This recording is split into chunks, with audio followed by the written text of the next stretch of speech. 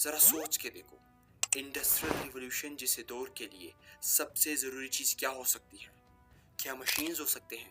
کیا فیکٹریز ہو سکتی ہے؟ کیا انرجی ہو سکتی ہے؟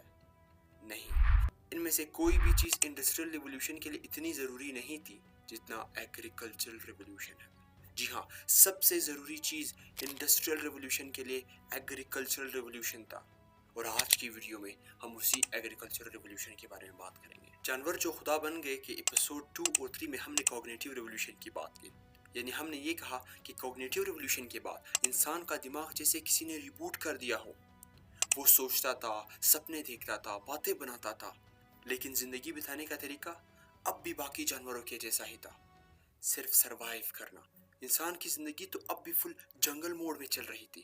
ہر صبح کا صرف یہی ایک گول ہوا کرتا تھا کہ آج کا ناشتہ کہاں سے ملے گا، اور انسان ہر شام یہی سوچتے سوچتے سو جاتے تھے کہ کیا ہم کل صبح سروائیو کر پائیں گے یا نہیں کر پائیں گے۔ انسانوں کے پاس نہ تو کوئی پرمننٹ گھر تھا، نہ کوئی ایڈوانس ٹولز، بس ایک پٹا ہوا جوتے کا بیگ اور کچھ پتھر کے اوزار، اور ساتھ میں 10-15 بندوں کا ٹرائب۔ جب بھی ضرورت ہوتی یہ لوگ شکار کرنے نکل جاتے، اور ایسے ہی ہمارے آبا و اجداد زندگی گزارا کرتے تھے۔ اور پھر سب کچھ بدل گیا۔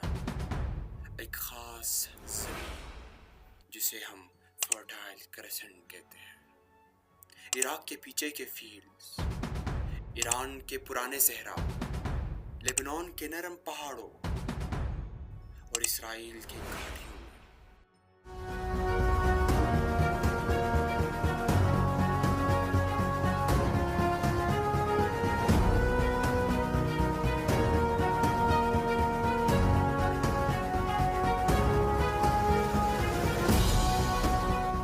انسان نے پہلی بار کچھ ایسا کیا جو اس نے کبھی نہیں کیا تھا۔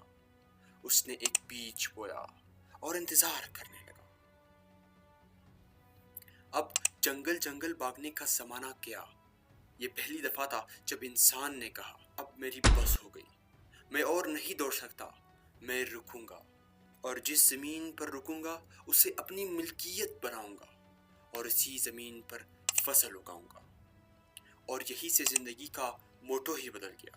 پہلی بار انسان نے زندگی کو الگ نظریے سے دیکھنا شروع کر دیا۔ اب شکار نہیں، کھیتی تھی۔ اب بھاگنا نہیں تھا، رکنا تھا۔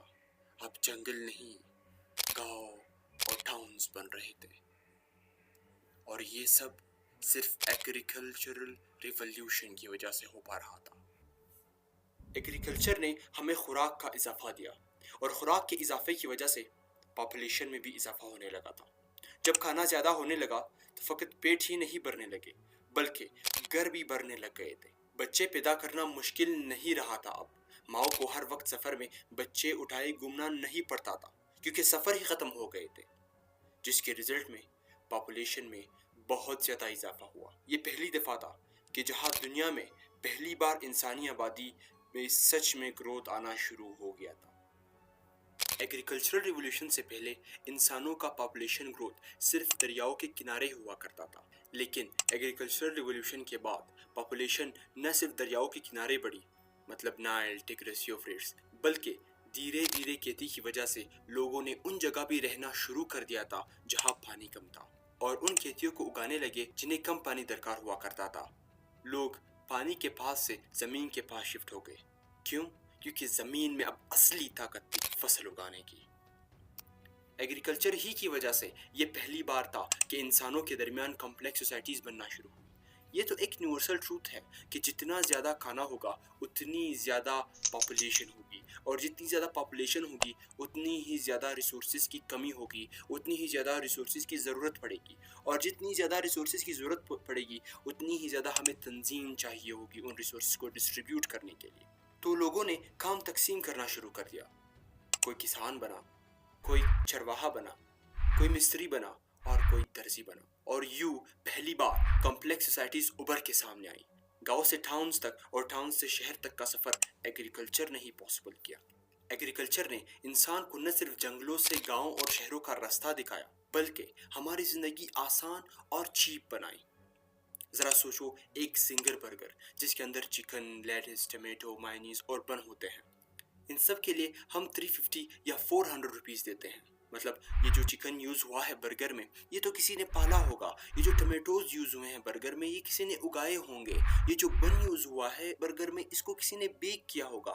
یہ جو مایو یوز ہوئی ہے اس کو کسی نے بنایا ہوگا. اور ان تمام چیزوں کو بنا کر اس کو برگر کا شکل دینا اور پھر اسے پیک کرنا، اس کے لیے بھی کسی کی سروس درکار ہوگی. اور ان تمام سروسز کو اتنی چیپ پرائز یعنی 500 روپیز کے پرائز کے اندر دینا واقعی میں کمال ہے. یہ صرف اس لیے ہوا کیونکہ ایگریکلچر نے سب کچھ زیادہ سستا بنا دیا ہے. جب ہر چیز میں اسکیل پر آنے لگی فوڈ لاسٹ اٹس ویلیو. جس چیز کی پہلی بہت بڑی ویلیو ہوا کرتی تھی ایگریکلچر سے پہلے اب وہ ایک کیجول سا سنیک بن گیا ہے. یہاں تک تو ہمیں یہ پتا چلا کہ ایگریکلچر ایک ٹرو بلیسنگ ہے. لیکن وہ لیٹن فریز ہے نا کہ with every blessing comes a curse. Agricultural revolution کے بعد انسان کو زمین ملی، فصل ملی، لیکن ساتھ میں بھوک، بیماریاں اور ان ایکویلٹی بھی آئی. ایک جگہ رک تو گیا انسان لیکن اس کا رخ جنگوں کی طرف ہو گیا. اس نے جنگ کیا زمین کے لیے. اس نے جنگ کیا تھا کہ وہ کسی کو غلام بنا سکے اور اس نے جنگ کیا طاقت کے لیے.